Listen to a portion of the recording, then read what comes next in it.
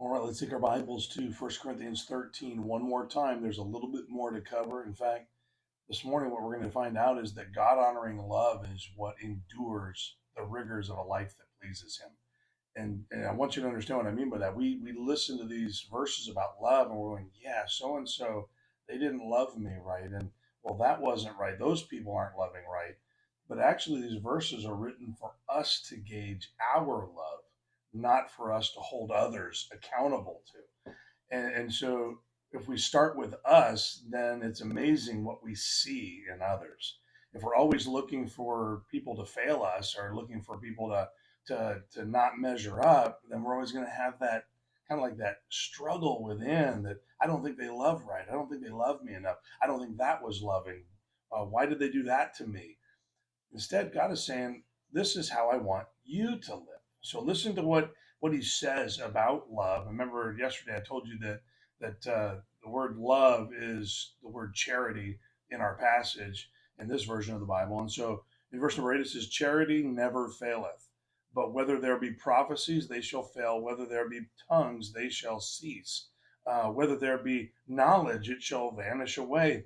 For we know in part and we prophesy in part, but when that which is perfect is come, and that which is in part shall be done away. So those things are just pieces, but love is truly the whole. So watch what happens in verse number 11. It says, "When I was a child, I spake as a child, I understood as a child, I thought as a child. But when I became a man, I put away childish things." And here's where he's saying, love. The reason why love lasts is because love grows up, it matures.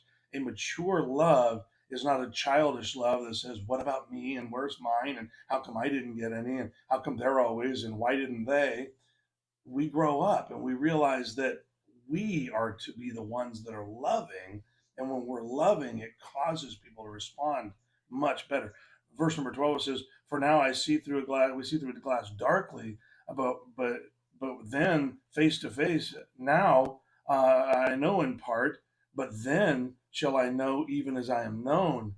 And now abideth hope, faith, hope, and charity, these three, but the greatest of these is love." And so I want to encourage you this morning, instead of trying to evaluate the behavior of others to see if they're loving enough to be in your circle or they're loving enough to make you feel good about life, the Bible tells us that we are to grow up and love out. And so the whole chapter is teaching us how we ought to love others. It's trying to show us how Jesus loved us or loves us. And so let that be kind of the guide for you. Instead of measuring people against 1 Corinthians 13, measure ourselves against 1 Corinthians 13. Not to make ourselves feel bad, but to help us grow and mature so that we know that the kind of love that we have for others is a grown-up love. It's a maturing love.